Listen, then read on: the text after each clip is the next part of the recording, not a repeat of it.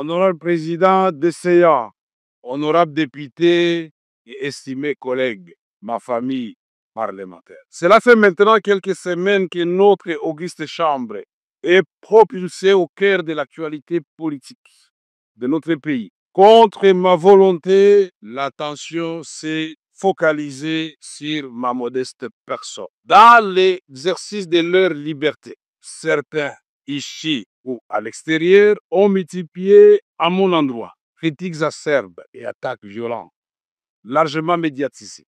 Mais d'autres, nombreux, m'ont témoigné leur amour et leur soutien. Aux uns et aux autres, je tiens à dire merci infiniment. Fort malheureusement, ce débat, si la déchéance éventuelle de quelques membres du bureau de l'Assemblée nationale a fini par occulter les véritables défis prioritaires auxquels notre pays est confronté à ce moment.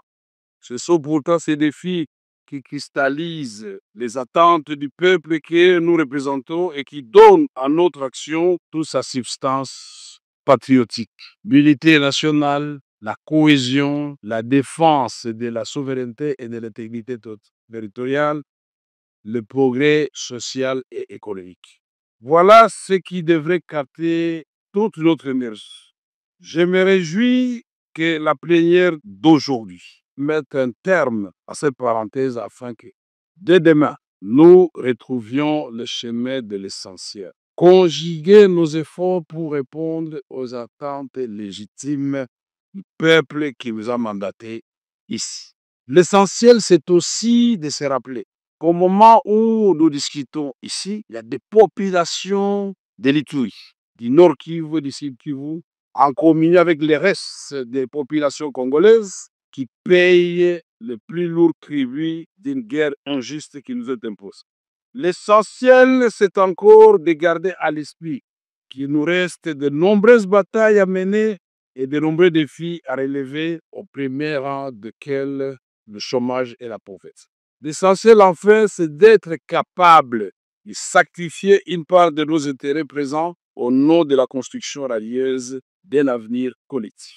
Honorable député, estimés collègues, à travers une pétition qui m'a été notifiée par voie d'huissier, un groupe de collègues a mis en cause ma responsabilité en qualité de président de l'Assemblée nationale, de notre auguste chambre. Une lecture minutieuse de cette initiative montre que l'essentiel des préoccupations soulevées par mes collègues pétitionnaires porte sur le traitement réservé aux honorables députés et la gouvernance de l'Assemblée nationale. Au nom du principe de redevabilité, auquel je suis profondément attaché et qui constitue un fondement de toute société démocratique, je me suis soumis à cette procédure mise en place, comme l'a si bien dit mon petit frère et ami Peter Kazadi, président de la commission. Je me suis donc soumis à cet exercice et j'ai répondu à chacune des préoccupations des pétitionnaires. 19 septembre 2025 devant la commission spéciale et temporaire instituée à cet effet. Pièce contre pièce, j'avais promis au président de la commission et aux membres de la commission que le lendemain, j'amènerai 3 documents qu'ils avaient demandé. Premier document pour justifier tous les fonds d'avril 2024 jusqu'au mois d'août de cette année. Deuxième document, les règles générales pour la sortie de fonds. Et troisième document, c'était de preuve que cela a été fait comme cela. Ces documents ont été remis au président séance tenante devant le membre de la commission.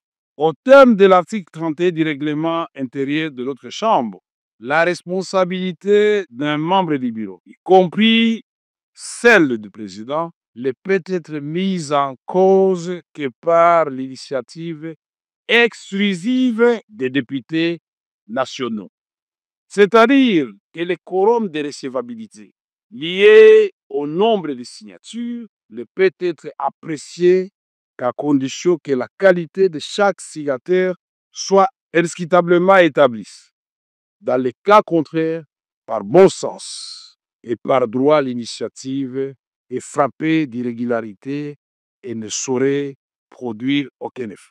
Or, dans le cas présent, comme je l'ai relevé devant la commission, la pétition sous examen est entachée d'irrégularité. Le cas le plus flagrant réside dans le fait qu'elle n'est pas l'œuvre exclusive des députés nationaux. Honorables députés, estimés collègues, mieux que quiconque, porté par la conviction et l'amour de la patrie, j'ai activement œuvré à l'avènement d'une alternance pacifique dans notre pays et en faveur de son Excellence, M. Félix Tshisekedi Tshilombo, président de la République et chef de l'État. Aujourd'hui, je me réjouis de constater que nombreux de ceux qui nous ont rejoints et ont épousé cette conviction que nous étions si peu à partager à son temps, celle d'une refondation de notre État autour du président Félix Antoine Tshisekedi Tshilombo. J'ai consacré l'essentiel de ma vie à la recherche de la consolidation de la paix, ainsi qu'à l'amélioration des conditions de vie de notre population. Je voudrais vous rassurer, je ne suis animé ni de colère, ni de ressentiment envers qui que ce soit. Mon cœur est trop étroit pour s'encombrer avec de tels fardeaux. Il s'emploie à entretenir l'amour fraternel et à cultiver les vertus du pardon. Honorables députés, estimés collègues, le vote attendu ici, quels qu'en soient les résultats, porterait immanquablement un coup dur aux acquis auxquels j'ai contribué moi-même et que nous sommes tous appelés à préserver. Je prends donc la mesure du spectre de la division et des clivages qui menacent de fragiliser la cohésion nationale et l'harmonie institutionnelle, pourtant indispensable à la réussite de notre projet collectif, restaurer la paix, impulser le développement, renforcer le rayonnement de notre pays. Honorables députés, estimés collègues, je ne vais pas vous promener dans les Saintes Écritures pour vous parler du roi Salomon avec les deux femmes qui se disputaient un enfant. Je respecte la ligne tracée par le président, mais nous avions beaucoup à dire avant de lui dire au revoir. Honorables députés, estimés collègues, à vous, j'estime mon amour fraternel et ma gratitude sincère pour le moment partagé au service de notre beau pays. À toutes celles et ceux qui m'ont apporté un soutien spontané dans cette épreuve, je dis merci. Aucun mot n'est assez fort pour exprimer ma reconnaissance. Sachez que vous pouvez toujours compter sur moi. Je vais également m'adresser à nos collègues pétitionnaires. Merci à vous. Merci car au-delà de l'épreuve, il y a l'apprentissage.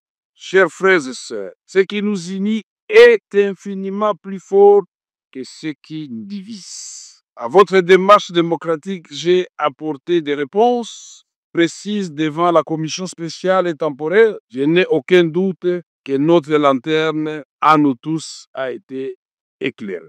Ma gratitude s'adresse aussi au personnel administratif et aux assistants parlementaires qui abattent un travail remarquable avec zèle et abnégation. À celui qui me succédera, je souhaite plein succès dans la conduite de notre chambre. C'est ici le moment de vous annoncer ou de confirmer effectivement ce que le président de la commission, Peter Kazadi, a dit tout à l'heure. Je donc, en âme et conscience, décidé devant 110 millions de Congolais de considérer que ma petite personne ne doit pas bloquer une grande institution comme l'Assemblée nationale.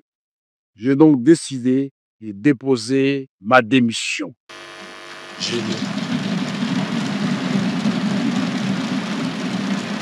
Que l'Éternel, Dieu des armées, miséricordieux, accorde la sagesse, la force nécessaire à celui qui va me succéder pour relever ce grand défi. Je vous invite, vous tous, à lui apporter tout votre soutien. Enfin, un mot pour notre jeunesse parlementaire, pour lequel nous avions institué désormais un réseau de jeunes.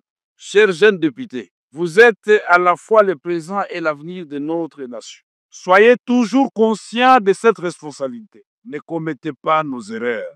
Travaillez avec acharnement et discipline. Vivez pour l'histoire, chers jeunes. Que Dieu bénisse la République démocratique du Congo et son peuple et ses institutions. Que Dieu nous bénisse tous et que la nation triomphe. Merci.